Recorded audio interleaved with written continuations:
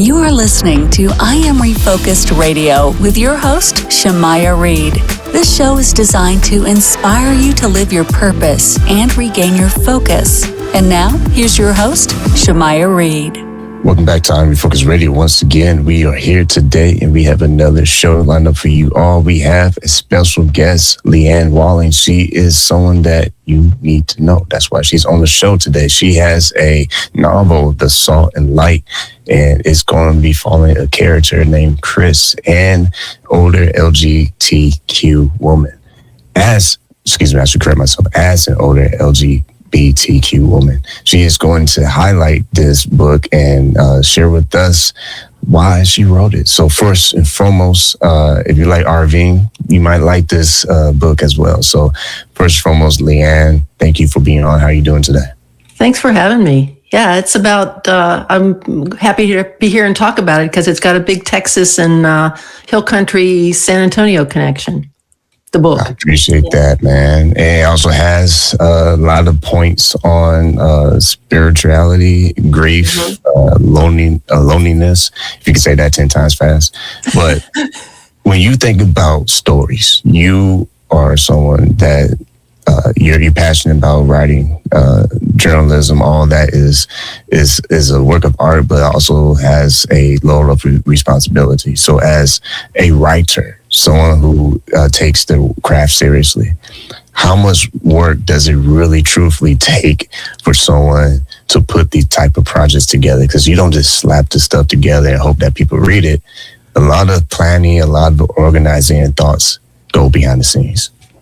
Yeah, well, I'd always wanted to be a writer. I started out as a journalist. I worked for little dailies around Dallas suburbs. And then I headed east to Delaware to work for the state capitol newspaper there. But I always wanted to be an author. And so finally at age 68, I'm now 69, I graduated with a Master of Fine Arts from Drexel University in Philadelphia. And by the time I graduated, I'd written the draft of my first novel. So I had a lot of help, people, experienced eyes on it. I wanted to, make sure that my money was well spent. So I wanted to come out of it with a product, an actual novel. And it happened. And in 2024, I graduated. And then the novel got published in October. So yeah, I think it really helps to be older and you just have a lot of experiences to draw on. That's a big piece of it. I don't think I could have written something when I was, 22. Just graduated. I graduated from UT Austin, and I didn't have any life experience. My first job was at the KOSA TV in Odessa, where I lasted about 6 months. That's about all I could take. So, but yeah, it takes a lot of self-discipline, that's for sure, to just get up every day and say, I'm going to write 500 words or 1,000 words, and 75,000 words later, you've got at least a manuscript, maybe not a finished work.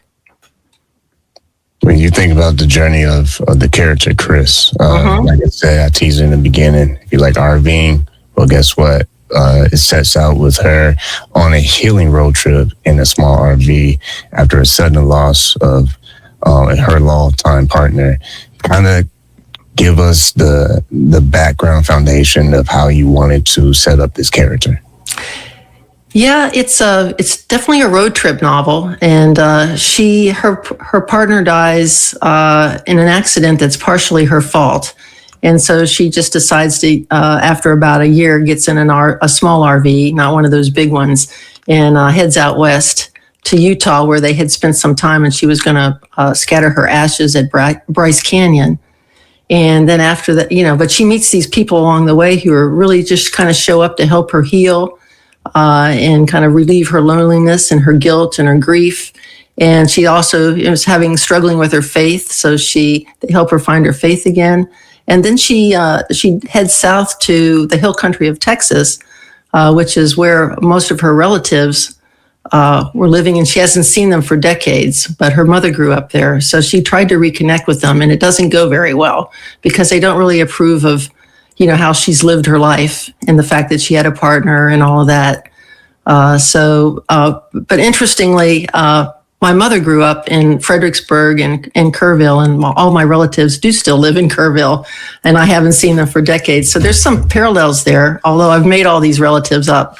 But she ends up volunteering at the local library and gets embroiled in this controversy over the Alamo and its history, and kind of some recent efforts to revisit that history and what was really motivating the heroes of the Alamo. And as somebody who had 7th grade mandatory Texas history, that fascinated me, because the Alamo's sacred lore to most Texans, and the heroes and the villains are pretty set in stone. And so this controversy at the library turns violent, and it forces her to kind of reckon with her life and what really matters. I'm probably giving too much away of the plot, but the Alamo controversy and the whole, my growing up in Texas and experiencing all of the Texas culture and history, it still fascinates me. I still feel like I have one foot in the state.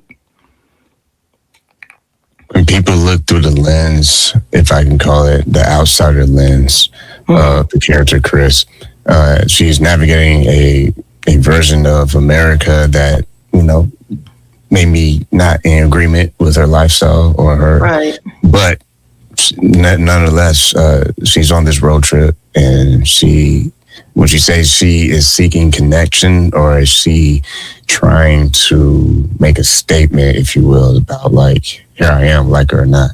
No, she's, she starts off kind of arrogant and a little bit elitist. And, she thinks it's her way or the highway about it. And then she starts to meet people who are really different from her, but that are there, to be her friend and to help her and to help her belong. She's at a campground in Moab, and she just meets a whole host of people and they go through a lot of stuff together there. And so that's kind of the first step in her healing process. I mean, she also, there's a woman there named Claire who has gone through a tragedy of her own, and they just become really good friends, and it carries itself throughout the novel. It's really also about kind of the depth of friendship between two older women, and what that means and what it looks like and what it feels like. Yeah, but when she comes to Texas, she definitely has her thoughts about Texas, but she actually meets a Baptist preacher who she makes all these assumptions about, and once again he turns out to be a stand-up guy who helps her along the way, and they kind of help each other, talk through things and get over some problems that they're both having. But so I think it's just about, don't make assumptions about people. I mean, you think you might have people figured out. You think you see a type. Oh, I know that type. And then you find out they're a whole different kind of person. They're actually a good person, trying to do as much good in the world as you are. And I think that's one of the messages of the book, is to really put yourself out there for people, and they'll put themselves out there for you, and you'll both grow from the experience. When you create books like this, it obviously creates a story. People won't be talking, whether they support it or if they have a difference of opinion. As a writer, why is it important for you to make sure that you still put work out there, even if people agree or don't disagree or disagree? Why is it still important as you, as an author, to still do it anyway? Yeah, I mean, I'd be happy if people read the book and totally disagreed with it and said, oh, that's not my version of Christianity, or that's not what I feel like it means to follow Jesus, or I think you've got it all wrong about Texas or Texans or politics or whatever. There's really not that much politics in the book, but I just think, the goal of what I wrote was to try to get people think about what they believe and what's important to them, and to not just, settle into some rut. She has some young cousins that she meets when she's in Texas, and they're sort of floundering and not knowing what to do with their lives. But they're actually the most accepting of her, of all her family, because they're young, and they don't have all the prejudices built up. So, like I said, I would welcome people who read it and then say, I totally disagree with what you've written in your depiction of Texans, or this, that, and I'd welcome that. I just want people to read the book and, think through it and think about it once they've read it. It deals heavily with grief and guilt over death of a partner. How does the character Chris begin to carry that weight differently as the journey keeps unfolding? Well, she was in an accident with her partner, and they were broadsided by a teenager who was texting and drinking. So it was legally the teenager's fault, but Chris wasn't paying attention. She was fiddling with her radio. And if she had looked up and been paying attention, the accident probably wouldn't have happened. So she has to come to terms with that. And the teenager, they end up, she forgives the teenager in a kind of a pretty emotional chapter of the book, where she's on a Zoom call with the prosecutor and the teenager and her family, and they just kind of talk through it. And she fesses up to the fact that the accident was probably her fault. So there's a kind of a big forgiveness ethic in there also. Then that's how she still feels really bad about it, and she wished it hadn't happened, but she starts to work past it after she forgives the teenager who hit her partner and killed her. Once again, listen to Refocused Radio and watching us online. Talking to our guest today, Leanne Walling. Go to her website, leannewalling.com, and we're talking about her book that you can get. My next question is, before we get to the halftime part of the show, is you take readers into Utah's Red Rocks and Texas Hill Country, like you kind of mentioned before earlier on in the conversation. How did these specific landscapes help shape the character's healing process and give it some kind of, I guess you can say, style? Yeah, I don't know if you've ever been to Utah. I've been there several times, and it's just this incredible, awesome place. And I think she just wanted to escape to some place that was, where she was just a blip on the cosmic screen, and she didn't really have to. She could just kind of bask in the beauty and the wonder and the awe of the place that was, that's just obviously millions and millions of years old with all these geological layers and everything, and it's beautiful. And the woman Claire, who has her own tragedy that she's dealing with, went there for the same reasons. And then the Texas Hill Country, I love it. I think it's in my DNA, because my family's all from there and my mother. And it's just this scrubby, kind of rough, hilly, place with scorpions and snakes. And it used to scare the heck out of me when I was little, and we'd go to visit my grandparents. But now I just think it's one of the most beautiful places around. So the scenery is actually almost like a character in the book, because it's so important to her and her changing over the course of the novel in these beautiful places she's going to. And speaking of changes, you as a writer, as an author, specifically for this project, at one point you weren't in indie. You were going the traditional publishing route. Tell us what happened in that story and what made you want to switch gears. Well, you come out of your master's program kind of all full of yourself and thinking that you'll get an agent and then you'll get a publisher, and you send out a query, to different agents, hoping that they'll fish it basically off of a pile that's on their desk or in their computer, and then they'll ask for a manuscript. And then they might like the manuscript, and then they'll sign you, and then they'll shop it around. And that's a process that, if it happens at all, takes years. And I'm 69 years old. So I almost gave up, period, just on writing and getting the book out there. And then I sort of stumbled on the fact that it's more than just uploading your book to Amazon. It's a complete process where I had the cover professionally designed and the book laid out, and I had a lot of consulting assistants to help me through the process. So where the book looks like, the reader can't tell the difference between a book that came from, Penguin Random House and this book that came from my own imprint, my own company. And so I'm pretty happy with that. Now I'm sort of become this ambassador for indie publishing, because the system, publishing world is a little broken right now. And unless you're already famous, it's kind of a catch-22. It's hard to get your book published. So I'm happy with the way I did it. I'm going to do it again. When you reflect on how you were able to put a title to the book, my first question is, how hard is it to come up with a title for a book? And my second part is, how did you come up with this one? Well, the Salt and Light Express is the name of her camper. And she got that from the Sermon on the Mount. You are the salt of the earth and you are the light of the world. So, she, like I said, she struggles with faith throughout the novel, but she really always believes in, kind of the basic teachings of Jesus. Some of the other stuff, the creeds and the dogma and the belief system and, all the pomp and circumstance, she's kind of left behind, but she's, down with those core beliefs of love, peace, humility, listening, caring, and she doesn't always succeed. In fact, she fails a lot. But those are the principles that kind of keep her going throughout the book.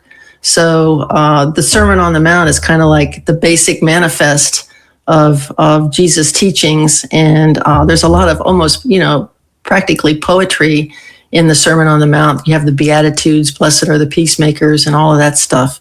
So that's where the title came from. When you look at people who like to read and want to read, and they pick up this book, what are you hoping that those who might feel like an outsider in their own family or their own community, what do you hope that they will gain from appreciating Chris's journey? Well, I think she finally learned to see people differently and not make assumptions about them, like I said. And she decided to put herself out there, and I sort of put myself out there, deciding to be an author and, take all of the slings and arrows that comes with being an author, and some people maybe hating your book and some people loving it. But I just think that, at any age, and Chris in the book is a little bit younger than me, but not that much younger, you can choose to change your life. You can choose to step up and do something different. You can choose to reinvent yourself. I've kind of reinvented myself many times over my career. I started out as a journalist, and then I worked for when I went east and was a journalist, I gave it up to become the top aide to the woman who became the first governor of Delaware. Her name was Ruth Ann Minner.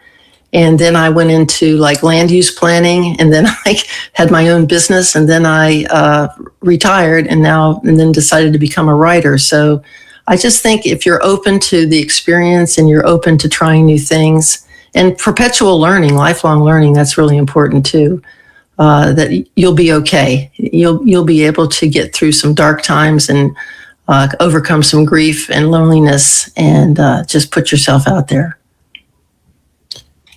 And speaking of putting yourself out there, not throwing you a curveball, but my next question would be is, when you think about coming home, I mean, we know it's RV and a trip and all that, but for the character Chris, what does coming home look like for the character? And by the end of the road trip, what are you hoping that readers are taking away at the end of her journey? Well, she gets involved with this library controversy, and the director of the library is Latina, so that just kind of amps up some of the opposition to having this panel discussion on the Alamo and its history, and kind of attempts to rewrite the history of the Alamo. And so after this, and she's been kind of nursing all the way through the book these feelings for Claire. I mean, they're really good friends, and they sort of have a spiritual connection, almost like soulmates. And I wouldn't say, at the very end, she just decides to lay it all out there. And like I said, put herself out there and reach out to Claire after this violent confrontation at the library, when she suddenly realizes how short life is, and she just can't pussyfoot around, what she wants and what's important to her. So it has a happy, I think, inspirational, hopeful ending. Now you made me give the whole thing away. Well, not all of it, but a lot of it. So, yeah. Well, we will have to say to our audience, you gotta go get a copy of the book. I mean, that's what, when you think about the process of just trying to get people excited about reading. Mm-hmm. How difficult is it as a writer to be vulnerable, to know that, okay, once this goes out, we're at the mercy of the readers? How do you handle that as a writer? Or do you just not worry about that? You just keep... Oh, I worry about it. That's why I'm on your podcast, to try to get the word out to different groups of people. Like I'm going to be in a book club, an Austin church women's book club. They're reading my book. I can't believe it. Somehow they stumbled onto it, and I'm joining their book club in April. And it's a great book club book. And a lot of book clubs are generally older women, and I hate to it's kind of the target of this book, since I'm an older woman and Chris is an older woman. And it's not just about her being gay. It's about just her being older and, in some cases invisible to other people. They don't really, they're not paying attention to her. They're not seeing her. And I think a lot of people my age and even a little bit younger can relate to that. So I would, definitely recommend it as a book club book. And I'm happy to drop in virtually, to anybody who wants me to. If you're gonna discuss the book, it's a great discussion. It's a great book club for discussion. Book club discussion. Yeah. Once again, listen on Refocused Radio and listen to us on airways, watching us online. You can go to our guest website, Leanne Walling. Go to the website, leannewalling.com, mm-hmm. and you can check out what she is doing. If someone is wondering, okay, whoops, I was going to share the book. Whoops, sorry. Go ahead. I'm sorry. Oh, no, you good. I was saying, if someone's tuning in and they're wondering, man, okay, is she coming out with more books? Does she have any other resources that she's doing online? What are you up to? And if there's any updates, how can they keep tabs on you online? Well, I have a Substack. It's called MFA and Beyond, where I kind of write about, to try to help people along the way that may be in the same boat I'm in, or maybe a little bit farther up the road. And then there's my website, and I have written a second book. It's called The Next Right Thing. And it's also has a Texas connection, so I can't get away from it. But and the book's available anywhere, like Barnes and Noble, Amazon. You can get it on Audible. There's an audio version of it that's really good. You can get it on Kindle. You can get it pretty much in any format and find it on any bookstore website like Books A Million or anything else. So it's widely available, just like any other book. Even though it's independently published. When you have the opportunity to talk to other authors, I've talked to many, maybe hundreds of authors since 2017. Mm-hmm. What are some of the resources, if you will, as an indie author, publisher? Do you network with people in person, online? What was some of the strategies you've been able to develop in supporting other indie authors and learning what they're using that may be helping them and can probably help you? Yeah, I actually did a page on my website, leannewalling.com, that shows how the book was published. And it's not just about how my book was published, but, about indie publishing in general and what some of the resources are. Like there's an Independent Book Publishers Association, which has a lot of great resources. And then Ingram is kind of where, if you're not on Amazon, that's where Barnes and Noble and libraries, a lot of libraries have gotten my book because of the library connection. And there's all kinds of resources on there about how to do this. You don't have to spend a lot of money. I happen to have spent a lot of money, but you can also do it, fairly cheaply. You just need to make sure your cover looks, that it's professionally done and it doesn't look amateurish and full of typos. So, and I had a proofreader and a copy editor, and I had my cover designed professionally and all that stuff. So that did add up. But I'm also retired, and I'm sort of in a good position of not having much else to spend money on right now. I'm blessed in that way. So, but you can go on my website, and if you're interested in kind of the process and how to do it cheaply and expensively, you'll find it on my website. There's someone tuning in and they want to ask one more question about publishing. Mm-hmm. What is the biggest thing that you learned that you wish you knew before? Just how hard it is, when you're in a master's program, you're kind of in a bubble, and you think you're going to make it the traditional way, and it's just a lot harder than people think it is. But you just have to believe, and you have to get a lot of people. You have to be humble. You have to get people to read and give you feedback. Not just one or two people, but a lot of people from different perspectives. I had like a couple of ministers read my book. I had friends read my book. I had faculty read my book, and I listened to their feedback. So you just humility is important, because you can't think that you know it all and know how to do it all, because you probably don't. Well, with that as a perfect segue to say, make sure you go get a copy of the book, The Salt and Light Express. Go right to our website, leannewalling.com. And before we let you go, if you had a message that you would like to tell people in general, what would you want them to know more about you as a writer? And if you have something that you want to just tell people. You've already helped people find my book. So I'm just going to encourage people to read, and to read different kinds of books, from diverse authors. I try to read all kinds of books from different walks of life, and authors of color, and LGBTQ authors, male and female. And there's just such a big, wide, wonderful world of writing out there. People tend to get in a rut and just read like James Patterson or, somebody else, and just branch out, reach a little bit. It'll be worth it. Please read. Reading is fundamental, like David said. Yeah. Once again, we are talking to our guest, flat out of time, talking to Leanne Walling. Go to her website, leannewalling.com. Get a copy of the book, The Salt and Light Express. Like always, I want to say to you, thank you for your time. Oh, thank you so much for having me.